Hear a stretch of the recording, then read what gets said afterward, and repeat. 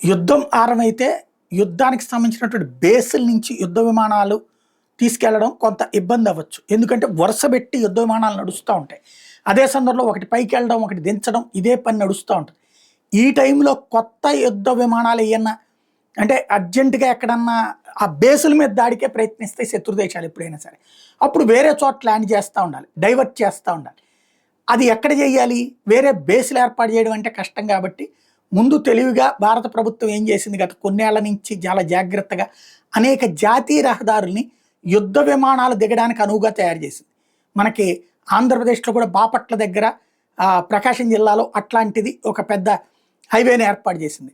అట్లాగే ప్రతి రాష్ట్రంలో కూడా 3, 4 అట్లాగా యుద్ధ విమానాలు దిగేంత పటిష్టమైనటువంటి జాతీయ రహదారుల్ని ఏర్పాటు చేసింది. ఇప్పుడు అక్కడ టెస్ట్ ట్రయల్స్ ప్రారంభిస్తున్నారు.